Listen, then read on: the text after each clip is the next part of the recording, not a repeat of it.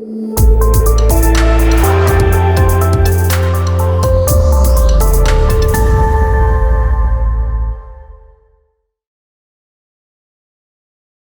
siempre, participar de este curso. Y buenos días a todo el mundo.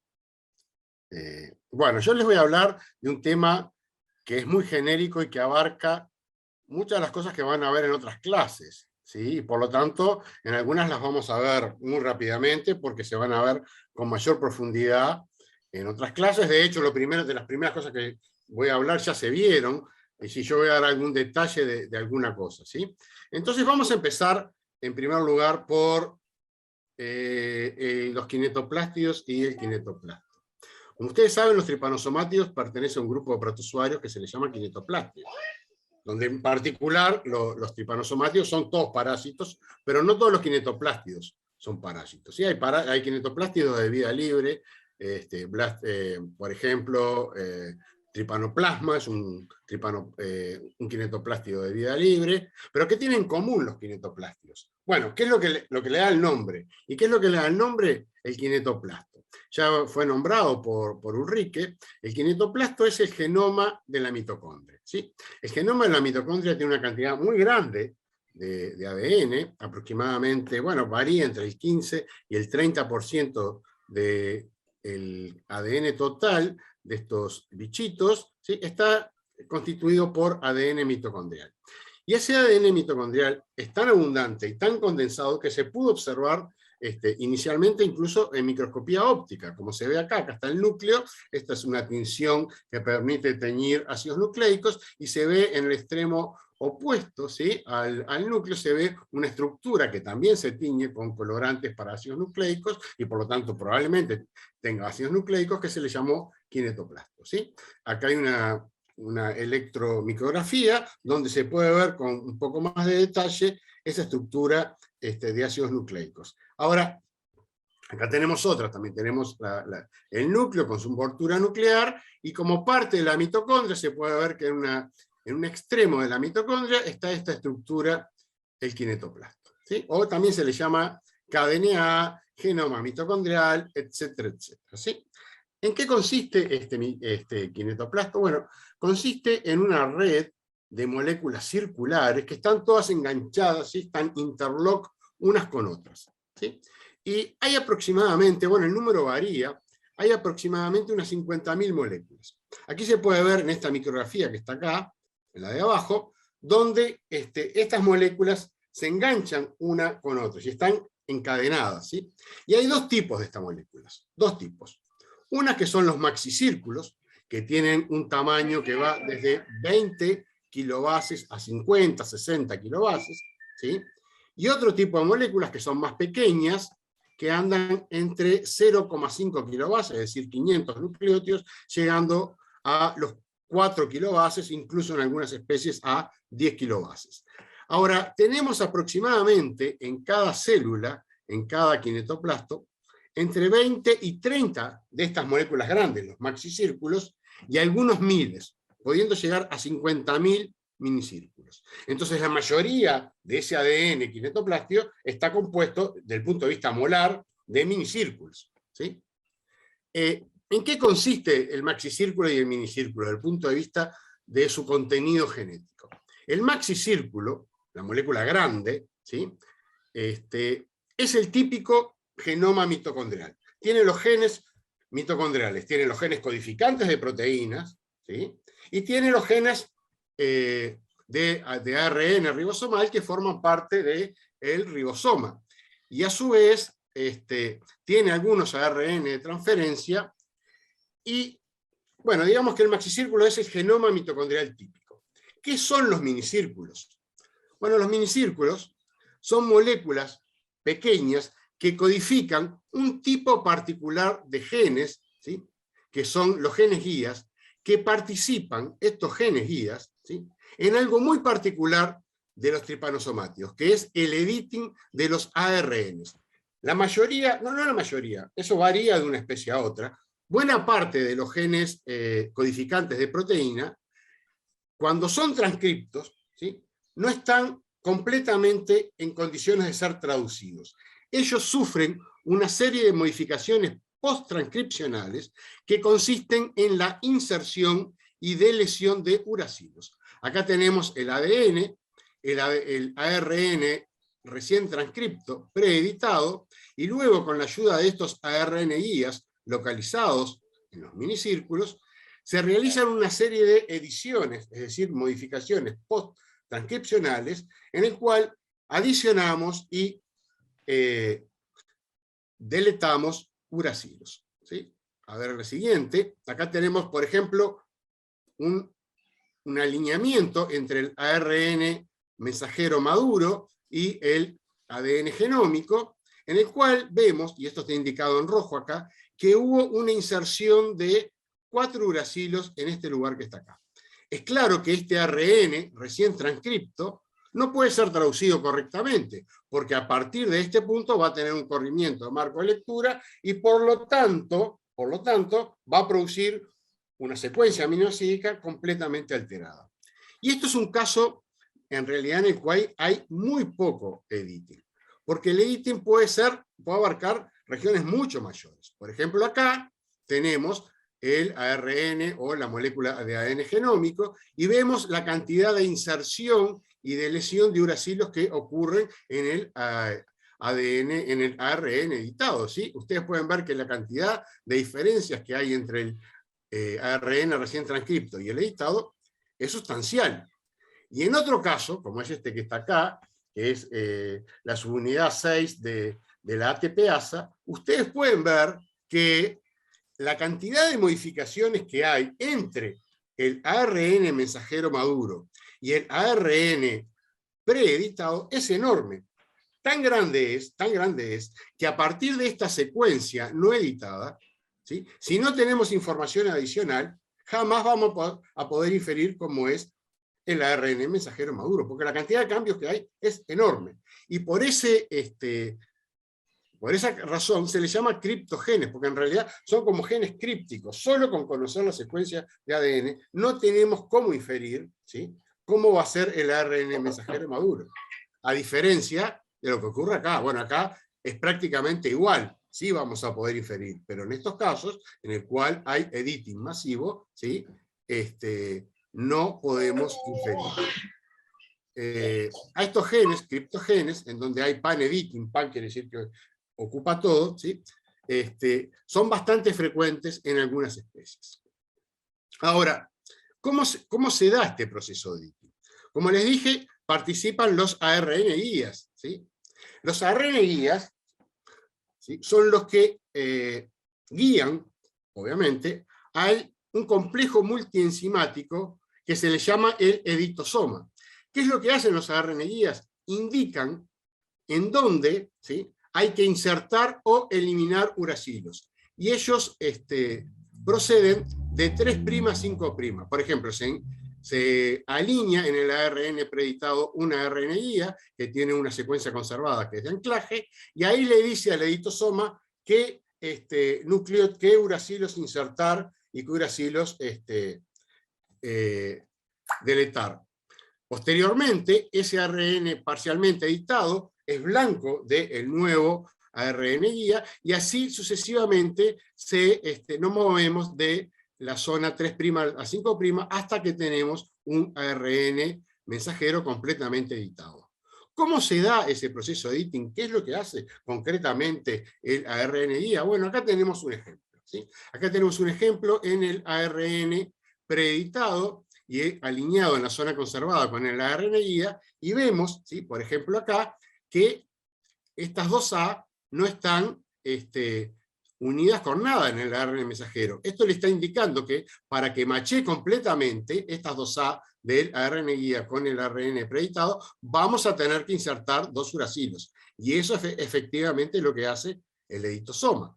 Luego acá, vemos que estas 3 glicinas, ¿sí?, glicinas, perdón, no son glicinas, son guaninas, y esta A no machean con nada. Esto le está diciendo al editosoma que va a tener que insertar 4 cosas. Y lo que inserta son 4 uracilos, que son estos que están acá. Es importante aclarar que los apareamientos del uracilo son tanto válidos con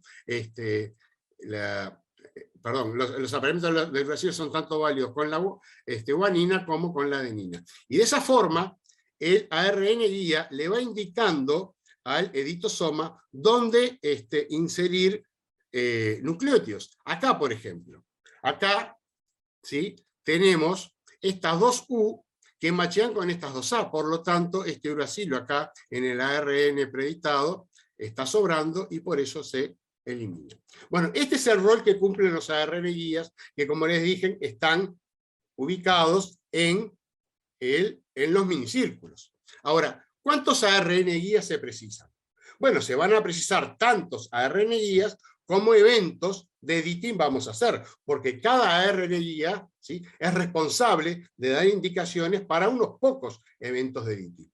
Y acá tenemos el genoma, creo que es de Leishmania tarentulae, donde se pone un esquema de cuántos ARN guías se estarían precisando para producir ARN mensajeros maduros. Por ejemplo, veamos este acá, que es la citocromo oxidasa 2. ¿Se ve el mouse mío? ¿Se ve? Sí, se ve. Sí, profe, se ve. Sí, se ve, pero aprovecho para decirte, Pelo, que hay preguntas en el chat y hay mano levantada. Bueno, Sí. entonces las preguntas en el chat, necesito alguien que me interrumpa. Yo si porque quiere se las leo, profe, no tengo problema. Justamente Bueno. le levanté la mano para hacerle una pregunta y para leerle lo que estaba en el chat, que a veces no se ve cuando uno está presentando. Dale, dale. Bueno, le leo primero la pregunta de mi compañero, que dice si el proceso de edición ocurre con genes codificados solamente en el kinetoplasto o también hay ARN editing con transcriptos codificados en el genoma nuclear. Este tipo de editing es exclusivamente kinetoplástico y que consiste en la edición, ¿sí?, de insertando y deletando uracilos. Editing existe en toda la naturaleza, ¿sí?, en toda la naturaleza. Pero este proceso, y no sé si existe seguramente sí existe en el núcleo, no está demostrado, pero es obviamente algo muy puntual. Algo muy puntual. No sé si alguno ha visto algún paper nuevo de editing en el núcleo. Sí tengo evidencias de que hay cierto editing en el núcleo en base a secuenciamiento masivo, pero no recuerdo de nada que haya sido publicado. Yo lo vi, algunas cosas que indicarían que existe editing en el núcleo, pero obviamente es un cambio puntual. Una citosina que la cambias por una timina, etcétera, etcétera. Pero de este nivel de editing no existe, ¿sí? Ahora, muchos organismos tienen editing, pero nada con este nivel, comparable con este nivel. Acá el editing es masivo, en muchos genes, ¿no? Claro. Y yo le quería hacer una pregunta respecto de los criptogenes, Sí. respecto más que nada de la importancia a nivel, digamos, por ejemplo, ¿esos criptogenes están todos o en general están asociados con algún tipo de proceso? Digamos, a mí me llama la atención la importancia evolutiva y la importancia que tiene para la adaptación a la vida del parásito. Sí. Mira, ¿quién es que está hablando? ¿Valeria? Vanessa. Vanessa, tu Sí. pregunta es la pregunta del millón. Ok. Es la pregunta del millón. Vamos a verla más adelante. Ok. Vamos, es obviamente, tú dices, estos parásitos están locos, ¿no? Sí, por supuesto. Eso no queda ninguna duda. Bueno, vamos a ver primero las partes mecanicísticas y luego vamos a por qué hay esto, ¿no? Entonces Bueno. ustedes ven que algunos genes tienen editing total, como este que está acá, el ND9, perdón, es el ND8, y otros en alguna puntita nomás. Por ejemplo, este tiene la 5', este que está acá tiene apenitas, el citocromo oxidasa 2 apenita acá. Lo que está claro es que para editar estos genes se requieren muchos ARN guías y por lo tanto muchos minicírculos distintos. Por tanto, la diversidad de minicírculos, ¿sí?, cuántos tipos de minicírculos distintos hay, va a depender de cuántos ARN guías vamos a precisar. Cada minicírculo tiene entre 2 y 3 y algunos solo un ARN guía. Esto lo vamos a ver en el workshop. Yo voy a presentar un trabajo sobre pérdida de diversidad de minicírculos en parásitos que no respiran más, ¿sí?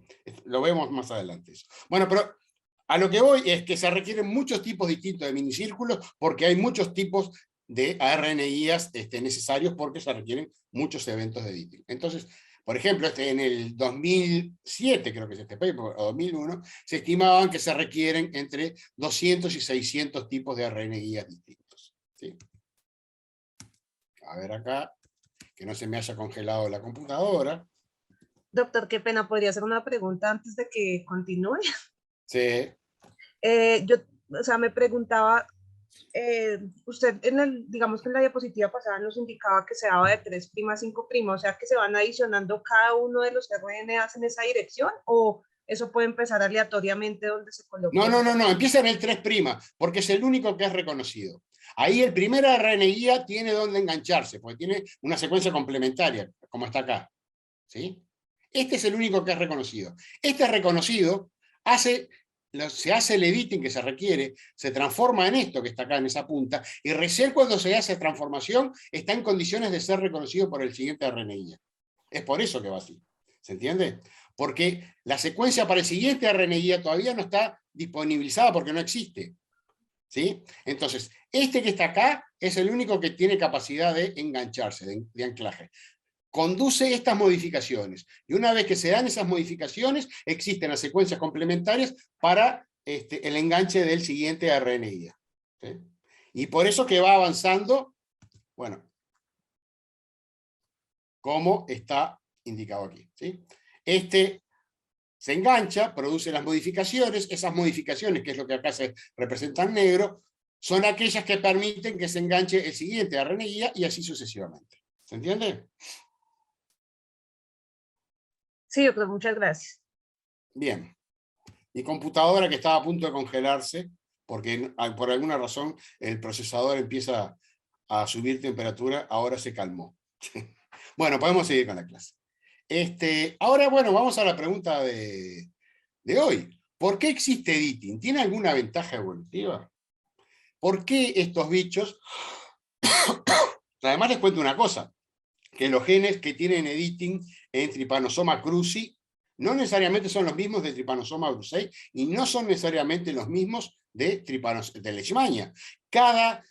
En cada especie, ¿sí?, los genes y el tipo de editing que hay no es el mismo. Y de hecho, entre distintas cepas de Trypanosoma cruzi, los procesos de editing no son los mismos. ¿Sí? Hay diferencias en el editing entre cepas de cruzi. Entonces, bueno, ¿por qué existe? Es una pregunta en la cual a mí me gustaría saber la respuesta, y hace tiempo que vengo diciendo que cuando tenga tiempo me voy a dedicar a investigar esto. Una hipótesis que fue planteada por allá por el 2017, como está acá, por Laura Kirby y Donna Kozlowski, ¿sí?, es que en realidad lo que permite el editing es hacer, ¿sí?, lo que permite el editing es que un mismo gen codifique ARNs alternativos y proteínas alternativas. O sea, si tú haces editing distintos en distintos ARN, vas a poder dar lugar a distintos tipos de proteínas. Y ellos estudiaron la distribución de codones stops, que son los que están indicados, ¿sí?, acá con puntitos verdes, y pueden ver que existen formas editadas, maduras, alternativas, que codifican distintos de proteínas. Entonces sería un mecanismo para aumentar la variabilidad, ¿sí?, codificante que tiene este bicho. Pero eso puede ser que sea verdad, pero a mí no me convence en lo más mínimo como explicación. Porque lo más sencillo es aumentar el tamaño del genoma, ¿sí?, y tener distintas copias, y una para una cosa y otra para otra. Y aunque eso parezca energéticamente menos eficiente, en realidad no lo es, porque el tener todos esos ARN guías, que es una cantidad enorme de ADN que implican, en realidad, desde el punto de vista energético, es súper ineficiente. Es mucho más fácil, o sería mucho más fácil, agrandar el maxicírculo y tener las formas alternativas ahí, sin hacer ningún tipo de editing, que tener un maxicírculo compacto con formas alternativas de editing. Por lo tanto, desde el punto de vista energético, eso es incoherente. Pero sí existe editing alternativo, eso está demostrado, ¿sí?, pero no creo que sea esa la explicación. No creo que sea esa la explicación. Ahora, fíjense que lo que tenemos acá, cuando hay editing, es que la información genética está en dos compartimentos. Por un lado, el maxicírculo tiene parte de la información, y por otro lado, los minicírculos, con sus ARN ya tienen parte de la información. Entonces tenemos en dos compartimentos genéticos distintos, ¿sí?, la información genética, que cuando la juntamos, esos dos fuentes de información son capaces de generar un ARN maduro. Cada uno por separado no puede generar un ARN maduro. ¿Cuál es la ventaja evolutiva de esto? Yo, por lo que sé, nadie ha dado en el clavo, nadie sabe, ¿sí?, nadie ha dado una explicación coherente más allá de esta demostración de que hay editing alternativo, pero no creo que sea esta la explicación por los cuales estos, los tripanosomatidios y otros kinetoplastos hagan editing. Bueno, acá tenemos los ORF alternativos, no me voy a detener en eso. Vayamos Disculpe, ahora al genoma profesor. nuclear. ¿Cómo? Disculpe, profe, ¿le puedo hacer una consulta? Sí, ¿Y dígame. se sabe, por ejemplo, si estos criptogenes están todos relacionados, esto con, por ejemplo, con algún tipo de proceso, algún tipo de No. El que es No. criptogeno en una especie no lo es en otra. Por ejemplo, Claro. los criptogenes de los africanos, de repente Trypanosoma cruzi no tienen editing. No, es increíble. Claro. Es como, parece que fuera una especie de manía que tuvieran. Quiero tener algún criptogen porque... Claro, porque sí.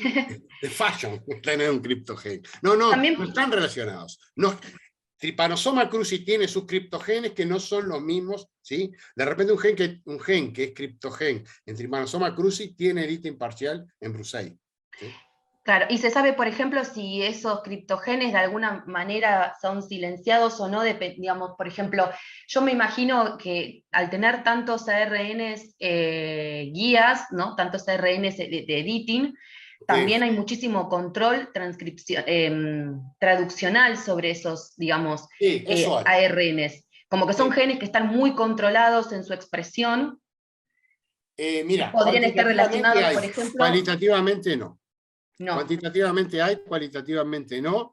De repente eso yo lo muestro en la charla que voy a dar el viernes. Por ejemplo, en las mitocondrias, en los tripanosomas africanos, no hacen fosforilación oxidativa en la forma sanguínea, ¿sí? Claro. Viven de glicólisis, porque sobra azúcar en la sangre del mamífero. Entonces, no hacen fosforilación oxidativa. Sin embargo, transcriben y editan todo, aunque en menos cantidad. Entonces, todos esos genes que no les sirven para nada, igual los editan y los traducen, los transcriben, los editan y los traducen. Entonces no es una forma para apagar genes y prender genes. Sí para regular cuantitativamente. Claro. Vamos a pasar al núcleo, porque el núcleo es bastante más complejo. No es más complejo, tiene más cosas. Porque realmente esto es complejo. Está claro que lo de las mitocondrias es complejo. Bueno, entonces les voy a hablar toqué 5 puntos y los voy a ir rápidos en algunos porque lo van a ver en alguna de las otras charlas, ¿sí? Y vamos a empezar con el cariotipo. Ustedes saben que, ya les comentó Sergio recién, que durante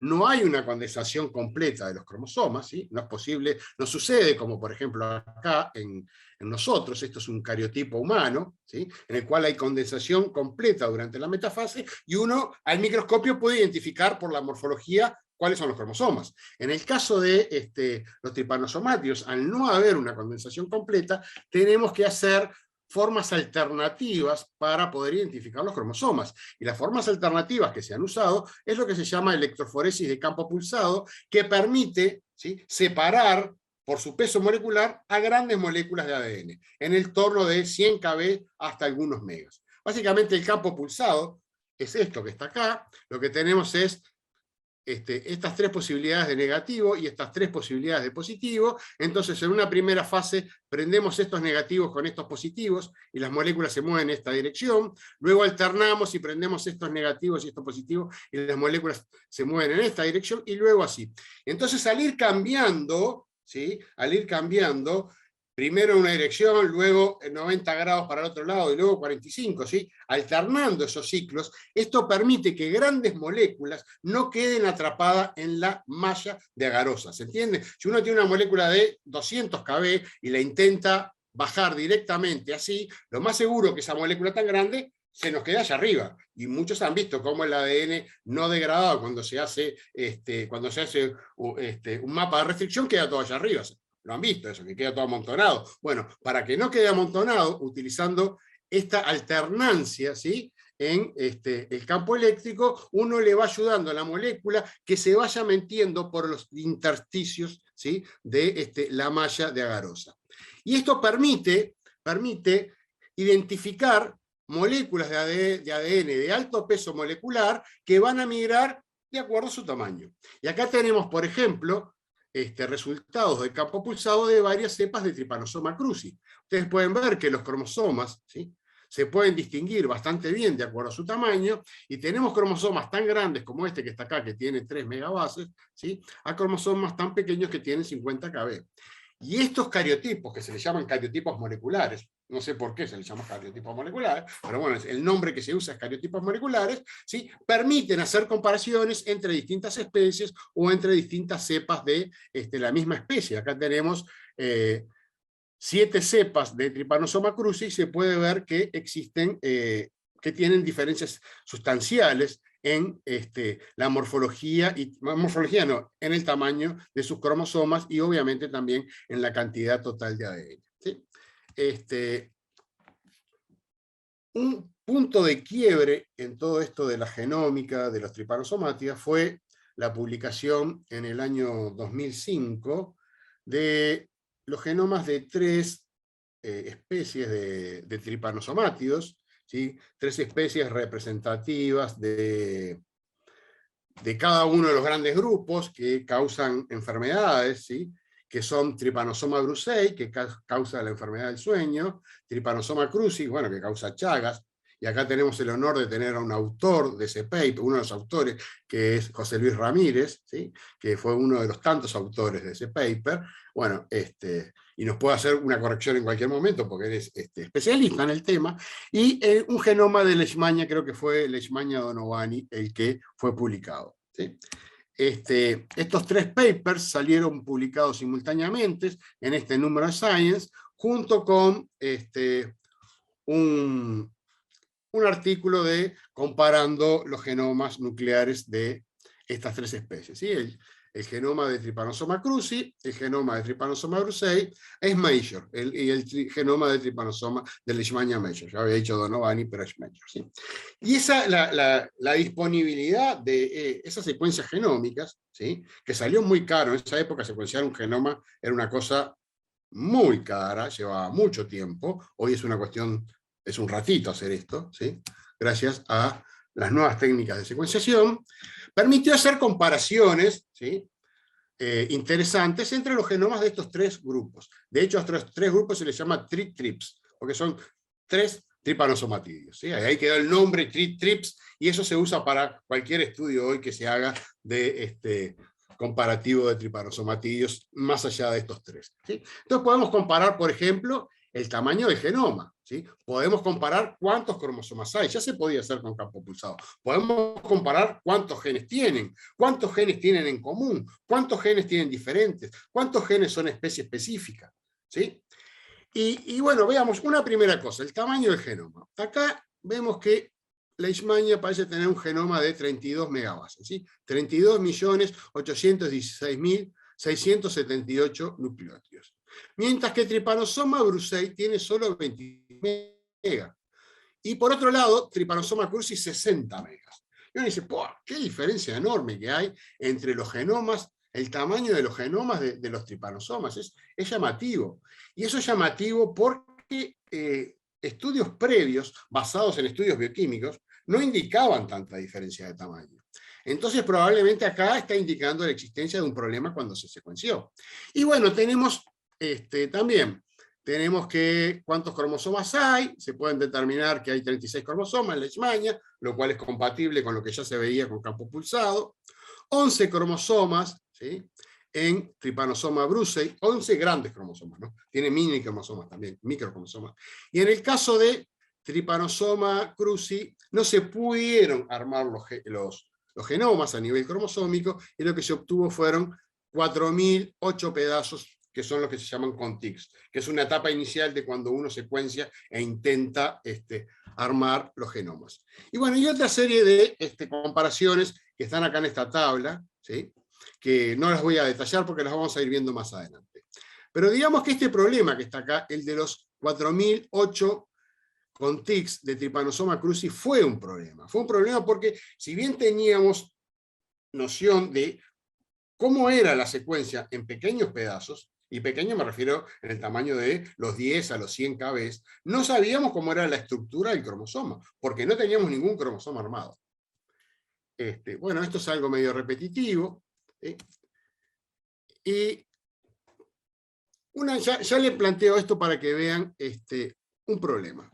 Acá tenemos el tamaño medido por técnicas bioquímicas, ¿sí?, de los distintos genomas de distintas cepas de Trypanosoma cruzi. Y vemos que van entre 112 megabases a 150 megabases en el caso de CL Brenner, que es la cepa que se utilizó para secuenciar para el proyecto Genoma, mientras que el ensamblaje, ¿sí?, el ensamblaje era solo de 60 megabases. Entonces ahí estamos perdiendo información. ¿Dónde está esa información? Y lo mismo pasó con varios genomas de distintas cepas de Trypanosoma cruzi que se secuenciaron después, que decían que el tamaño del genoma andaba entre las 30 megabases, 40, pero ¿dónde estaban los 90 megabases que estaban faltando, los 60 megabases que estaban faltando? ¿Qué era lo que estaba pasando? Y lo que estaba pasando es que les voy a contar muy rápidamente cómo se ensambla un genoma, ¿sí?, para que esto termine. Tengo media hora todavía, ¿no, Ulrike? Sí, ¿no? Sí. Es hasta 45. Entonces, ¿cómo se ensambla? Sin audio, sorry. 25 minutos. Tú sos muy bien. ¿Cómo se secuencia un genoma? Hay distintas estrategias para secuenciar un genoma. Y la estrategia que se usó en la época de estos genomas fue secuenciación con Sanger. La secuenciación con Sanger produce lecturas, es decir, segmentos de ADN, que andan entre los 600, 800 bases. Y la forma que se utiliza para reconstruir la secuencia es, en base a los solapamientos que tienen estos pedacitos, intentar reconstruir la secuencia. Acá tenemos, por ejemplo, los distintos fragmentos que produce el secuenciador, y en base a las secuencias que solapan, ¿sí?, podemos reconstruir una más grande, ¿sí? Pero esto tiene un problema. Y el problema que tiene son las secuencias repetitivas. Porque, ¿qué sucede? Cuando hay una secuencia repetitiva, ¿sí?, como todo lo que está dentro de la secuencia repetitiva solapa todo con todo, no podemos saber cuántas copias hay. Entonces, eso hace que se colapse eso, ¿sí? No tenemos cómo saber si hay 2 copias, 3 copias o 50 copias de esas secuencias repetitivas. Y otra cosa que no sabemos cuando hay secuencias repetitivas que están dispersas en el genoma, puesto que si las lecturas son más chicas que esa secuencia repetitiva, lo que va a pasar es que nosotros no vamos a poder saber si hay más de una copia de esto, si esto que está acá se engancha con esto otro que está acá, y acá voy a correr, ¿sí?, o se engancha más adelante. Eso nos produce fragmentación de el ensamblaje. Entonces tenemos dos problemas: compactación de las secuencias repetitivas, que si tenemos 10 copias o 100 copias o una copia, no sabemos cuántas secuencias tenemos, y por otro lado, si hay una secuencia repetitiva que aparece en muchos lugares, ¿cómo hacemos para saber esto que está antes de la secuencia repetitiva con cuál otra cosa que está después de esa secuencia repetitiva sigue, si esa secuencia repetitiva está en varios lugares? Eso lleva a la fragmentación del ensamblaje, y por eso que el genoma de Trypanosoma cruzi fue muy fragmentado, ¿sí? A ver. Bueno, se usaron varias estrategias para poder reconstruir el genoma, ¿sí?, a nivel cromosómico, el genoma de Cruzi. Y una de ellas fue utilizar la conservación de la sintenía, es decir, la conservación del orden de los genes. Entonces tenemos, por ejemplo, el genoma de Trypanosoma brucei que fue bien ensamblado, y lo que hacemos es ordenar sobre ese genoma de Trypanosoma brucei, y acá tenemos un ejemplo de humano y ratón, ¿sí? Pero lo que hacemos es, si estos dos pedacitos, ¿sí?, de genoma de Trypanosoma cruzi, ¿sí?, que yo no los pude poner juntos, caen juntos en el genoma de Trypanosoma brucei, entonces lo que hago es ponerlos juntos para decir estos dos van uno después del otro. Y utilizando esa estrategia y otro tipo de información, como por ejemplo el cariotipo, etcétera, etcétera, ¿sí?, el grupo de Tarleton en el 2009 hizo esta reconstrucción, ¿sí?, de los cromosomas de Cruzi, ¿sí?, que se basaba en la información de la secuenciación y obviamente los mapas de de conservación de sinteña, que se les dice, o sea, conservación del orden de los genes con Trypanosoma brucei, para poder armar estos 41 pseudocromosomas. Y se le dice pseudocromosomas porque obviamente no tenemos secuencia confirmatoria completa para saber qué es. Y esto cambió en forma radical a partir del año 2015, con la aparición de las nuevas técnicas de secuenciamiento, que son técnicas de secuenciamiento de una sola molécula, pero producen secuencias muy largas, y en particular PacBio, que es esta que está acá, Pacific Bioscience, y Oxford Nanopore. ¿Qué es lo que hacen estas técnicas de secuenciamiento? Producen lecturas, es decir, secuencias únicas, que pueden tener, ¿sí?, largos, ¿sí?, por ejemplo, hasta de 25 kb. Incluso en Nanopore, algunas secuencias pueden llegar a tener, o sea, de una sola corrida secuenciamos 100 kb, e incluso 200 kb, e incluso 300 kb, o más, ¿sí? Con Nanopore uno puede secuenciar grandes fragmentos. Entonces, al secuenciar grandes fragmentos, ¿sí?, grandes fragmentos, pasamos por arriba de las secuencias repetitivas. Y al pasar por arriba de las secuencias repetidas, vamos a poder saber cuántas copias hay, porque las secuenciamos completa. O sea, no dependemos del solapamiento entre distintas secuencias.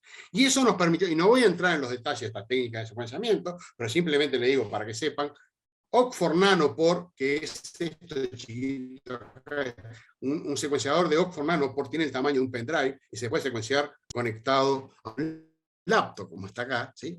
Y básicamente consiste en pasar a través de un poro la molécula, y en base a la alteración eléctrica que produce, podemos saber qué nucleótidos son, ¿sí? No lo estoy viendo porque tengo la barra, ¿sí? Eso nos permite determinar grandes moléculas. Y eso llevó a mejoras sustanciales en la calidad de los ensamblajes de los genomas. Y acá tenemos un ejemplo, ¿sí?, de secuenciamiento con Pacific Bioscience, que hicimos acá en Uruguay, de 2 cepas de Trypanosoma cruzi, donde pudimos determinar, ¿sí?, el tamaño real de los genomas, ¿sí? Acá tenemos que, o real o más cerca a lo real, en el caso de esta cepa de M28C, que es una cepa no híbrida, pudimos determinar que el tamaño es aproximadamente 53 megabases, o sea que el tamaño diploide anda en los 106 megabases, que era más o menos lo que se veía con los métodos bioquímicos. Y bueno, y eso además permitió mejorar en forma radical la calidad de la información del genoma y de la anotación de ese genoma. Sobre eso les va a hablar Carlos Robelo más en detalle, pero solo a modo de ejemplo les muestro esto que está acá. Por ejemplo, acá tenemos una comparación entre una de las cepas que nosotros secuenciamos, que es TCC, y la otra es Celebrenner, la clásica, ¿sí? Y lo que hacemos es comparar un cromosoma real obtenido con estas técnicas de secuenciamiento, ¿sí?, de tercera generación de Reed largo, con lo que se había obtenido con el grupo de Tarleton, y ustedes pueden ver que los lugares que se fragmenta el ensamblaje de Tarleton son estas donde no se conoce la secuencia, pero que se había puesto una después de la otra en base a la conservación del orden de los genes, se pueden ver que corresponden a secuencias repetitivas. Por ejemplo, veamos acá. Esto que está acá, ¿sí?, esto que está acá en Celebrenner, machea, o sea, coincide con algo que está muchísimas veces en este punto. Ustedes lo ven que esto machea con esto, esas líneas rojas significa que machea. Entonces, esto que está acá en realidad es una secuencia repetitiva. Está tantas veces como lo indica... Uy, se me estoy quedando sin batería. Esperen que lo voy a conectar, perdón, antes que se me apague.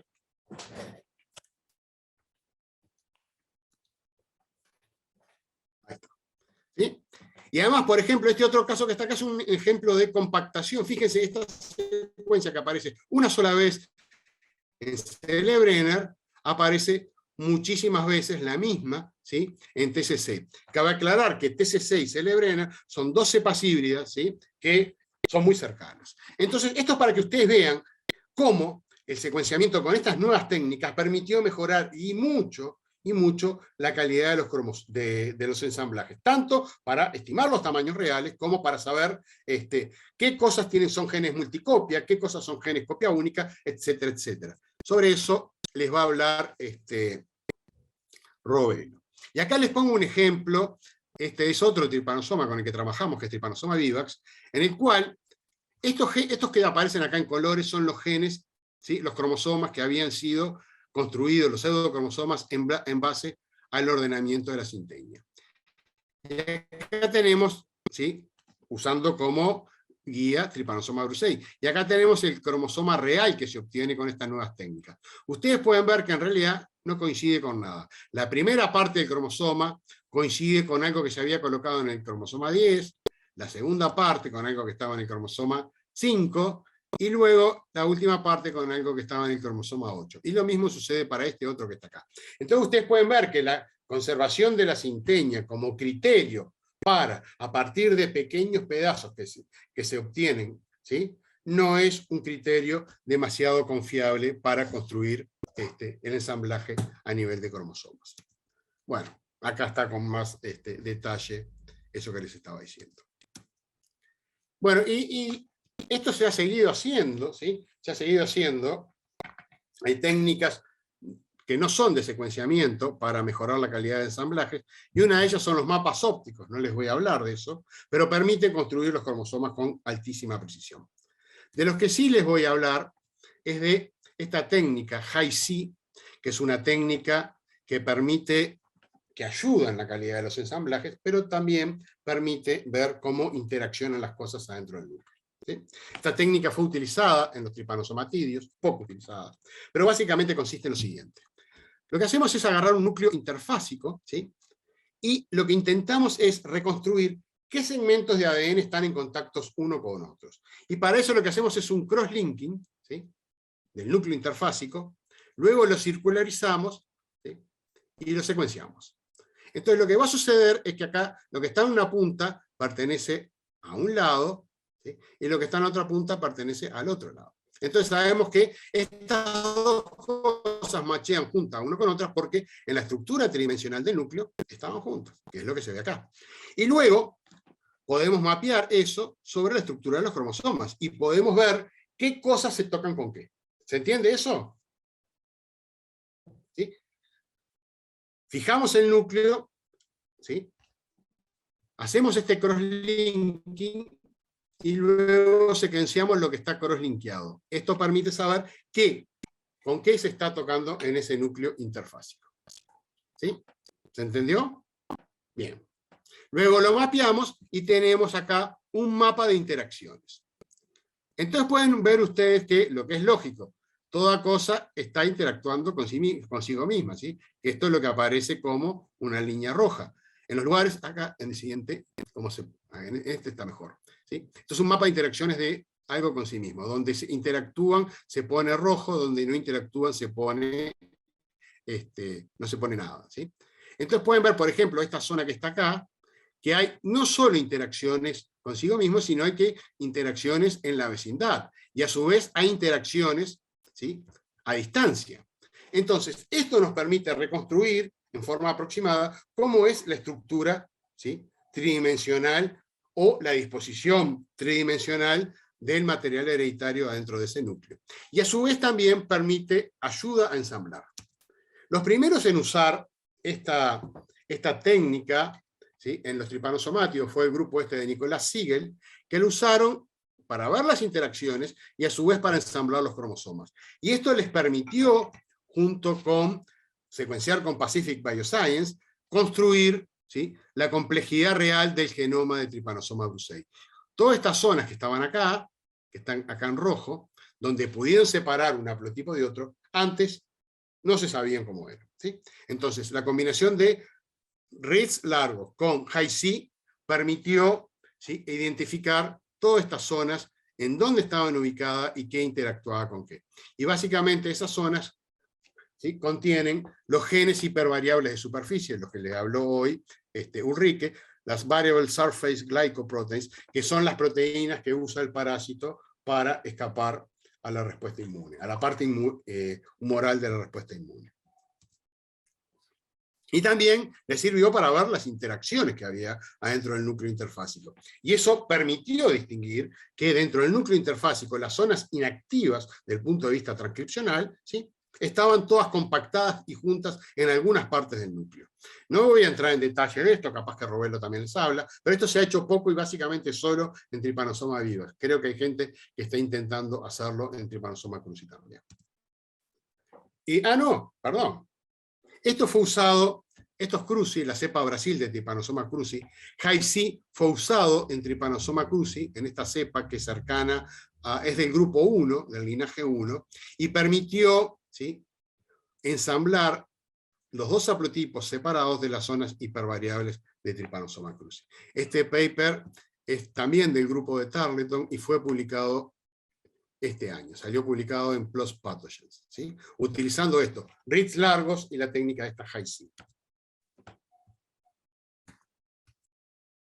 Bueno, ahora vamos a hablar un poco de los genes rápidamente, porque les quiero contar, voy a ir rápidamente con los genes porque esto ustedes los van a ver. Les quiero contar la revolución que se está viniendo en la genómica de los tripanosomátidos, que es el secuenciamiento de células únicas. Quiero guardar un poco de tiempo para eso, ¿sí? Los genes en los tripanosomátidos, todos ellos, leishmanias, tripanosomas, blastoclitidia, leptomonas, todos están organizados en conjuntos de genes que están todos en la misma hebra, ¿sí? Como acá se indica una hebra y la otra, y acá tenemos cada rayita de esta es un gen, ¿sí? Lo que vemos es que están muchos uno al lado del otro, y luego cambian de hebra. Yo les iba a mostrar algo que era importante, que es esto que está acá, y a ver si lo puedo mostrar. A ver si logro mostrarlo. Que era esto que está acá. Vamos a ver qué pasa. Esto. ¿Están viendo ahí?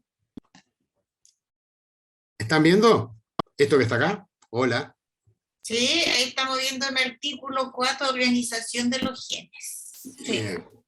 Vamos a ver otra cosa ahora. Vamos a ver esto. Yo les quería mostrar para que ustedes vieran lo que es el grado de repetición de los tripanosomátidos, que es algo que me salteé. Esto es un genoma de Trypanosoma vivax secuenciados con Nanopore y PacBio, y también Illumina, varias técnicas, y lo que tenemos acá son las dos hebras y cada uno de los marcos de lecturas. Lo que aparece acá como rayitas verticales son los codones stop, ¿sí? Acá podemos ver la anotación, donde aparecen los genes, pero lo que es muy útil para ver el grado de repetitividad es hacer un plot del contenido GC, ¿sí? Vamos a plotearlo acá, y ustedes ven acá que cuando algo tiene dos segmentos que son iguales, el perfil del contenido GC, lo que se hace es medir el contenido GC en cada uno de los lugares, lo que va a aparecer, si algo está muchas veces, va a aparecer el mismo perfil. Miren ustedes, este segmento que está acá, que es de unos 10.000, estos son 10.000 bases más o menos, aparece muchas veces. Pero nos vamos moviendo a lo largo del cromosoma, y vean ustedes lo que es los patrones de repetición. Ahí, miren lo que es. Es impresionante lo que es la repetitividad de los genomas de los tripanosomátidos. Estas son, por ejemplo, zonas sin repetitividad, pero tenemos regiones enormes con repetitividad. ¿Ven? Esto es un repetido que aparece muchas veces. ¿Sí? Probablemente este sea un clúster de histonas. ¿Sí? Es absolutamente increíble, ¿sí?, lo que es el grado de, miren esto que está acá, esto se vuelve a repetir acá, se vuelve a repetir acá, y entonces esto pasa igual, esto es Trypanosoma vivax, ¿sí?, pero pasa igual en Trypanosoma brucei. Entonces el grado de repetitividad que tienen estos genomas es enorme, y por esa razón, cuando se hicieron los primeros ensamblajes, se estaba perdiendo más o menos la mitad del genoma. ¿Por qué? Porque estas zonas repetitivas no se conseguían ensamblar, ¿sí? Esto es un visualizador de genomas que se llama Artemis, que es muy útil, y utilizar el perfil de contenido GC para ver la repetitividad es sumamente ilustrativo. Como ustedes pueden ver acá hay un repetido que aparece muchas veces, una zona de secuencia única, y luego otro repetido que aparece muchísimas veces. Y a medida que nos vamos moviendo por todo el cromosoma, ¿sí?, vemos que se repiten y se repiten estructuras, que es una cosa alucinante. En Trypanosoma cruzi es exactamente el mismo patrón. Bueno, volvamos a la presentación PowerPoint. Esto se los quería mostrar para que ustedes Me quedan 5 minutitos, vieran lo que es el nivel de... Fernando. Bueno, dame 5 más. ¿Cómo 5 minutitos? Estoy 35, 10 me queda. Tienes que negociar con José Luis. Pero no Bueno, creo acá que estoy. tenga problema, Yo José tengo Luis. 35. Y yo empecé, y 37. Bueno, pero 10 minutos más. Perfecto, perfecto.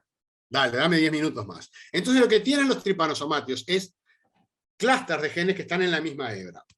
Y lo que sucede con esos clústeres de genes, no se quiere mover.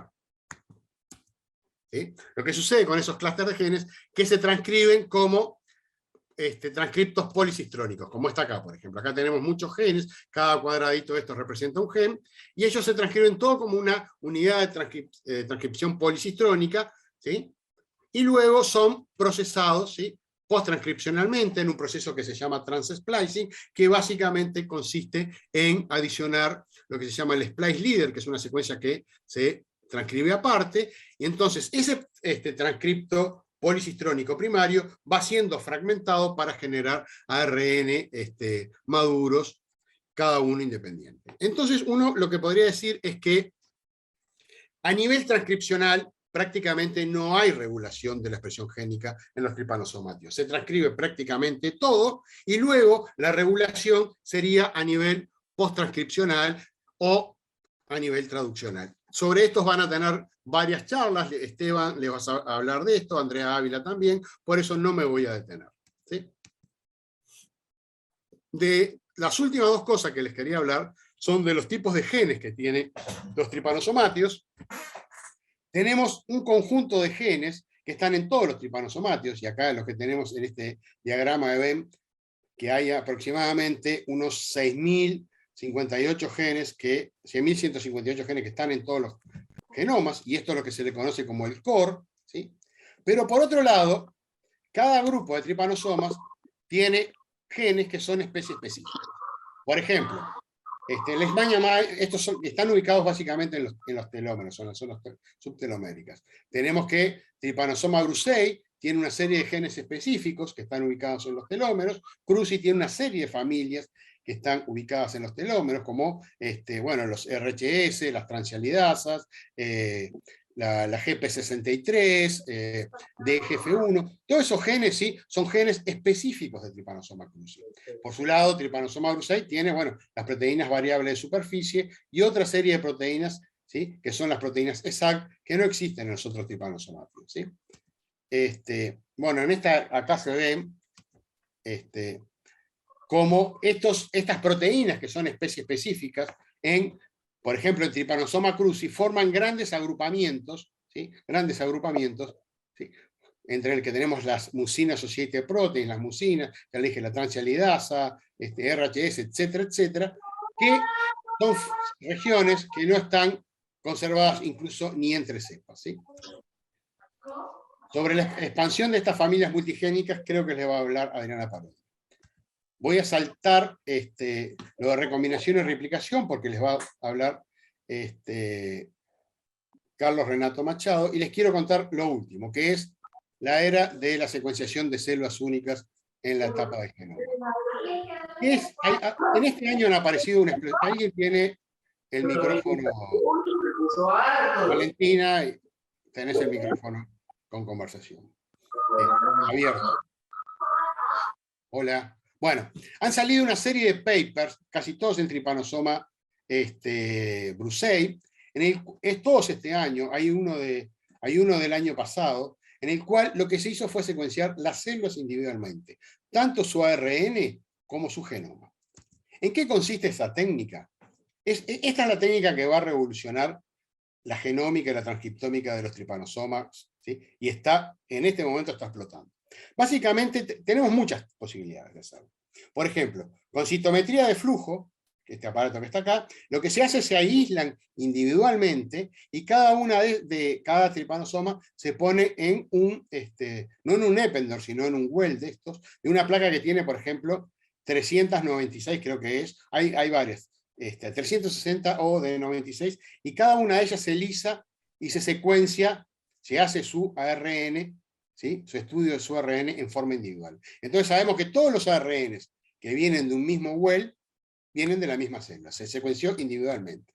Esa es una estrategia para secuenciar a nivel de single células. Pero la forma más impresionante es esta que se hace con droplets. Lo que se hace una sopita con las células, y cada una de las células individuales se pone en contacto con una bolita que tiene oligos, ¿sí?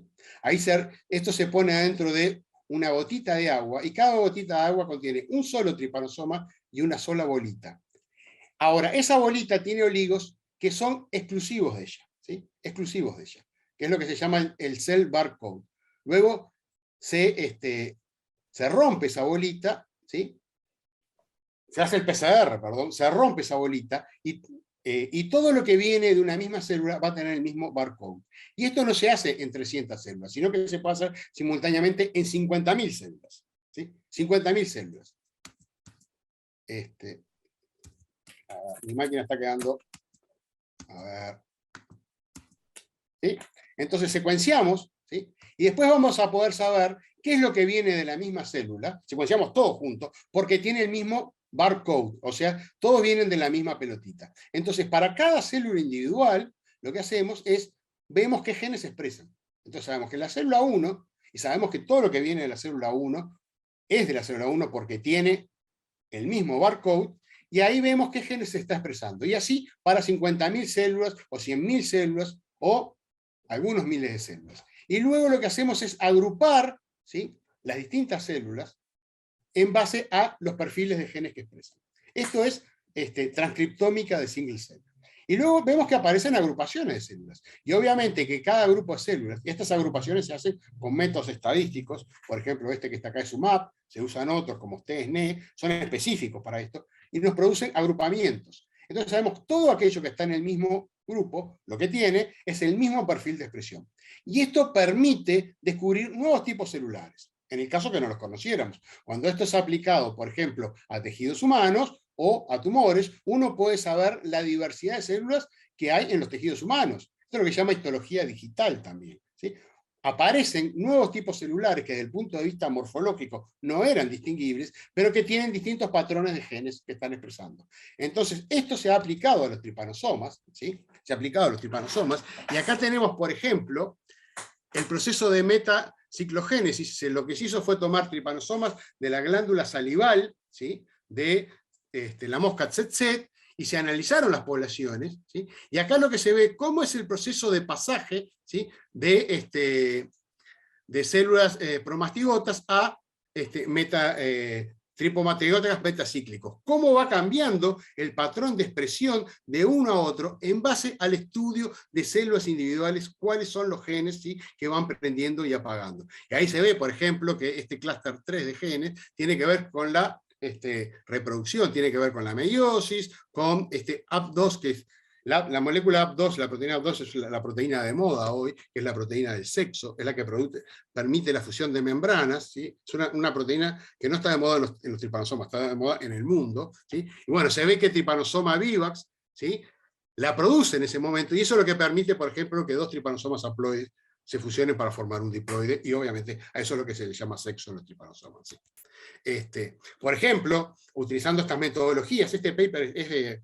El otro, que está acá, ni siquiera fue publicado, esto es de bioRxiv, y este fue publicado hace poco. Se puede ver, por ejemplo, como todo en ese proceso de metaciclogénesis de los tripanosomas africanos, empiezan a producirse las proteínas BCG de membrana, y se ve, por ejemplo, que los primeros tripanosomas metacíclicos producen varias distintas, algo que va en contra de lo que se pensaba anteriormente, ¿sí? Bueno, en Trypanosoma cruzi esto no se ha hecho, y por lo que conozco, la única persona que yo conozco que lo está haciendo es Pablo Smircic, acá en Uruguay, que fue el que me pasó estas transparencias, ¿sí? Pero creo que deben haber varios más, porque es raro que en Trypanosoma cruzi todavía no se haya publicado nada. Esta es la revolución de la biología molecular genómica que se va a venir en los tripanosomas, porque va a permitir ver cómo se van generando las nuevas variantes en tiempo real. Por ejemplo, si un proceso de infección entre una persona va generando distintas variantes, y cómo los distintos tripanosomas de distintos lugares, ¿sí?, en una misma persona, ¿sí?, se van adaptando a las distintas condiciones, cómo van mutando, etcétera, etcétera. ¿Sí? Esto donde se usa es en plasmodio, por ejemplo, y se ve cómo el plasmodio genera diversidad en una misma infección.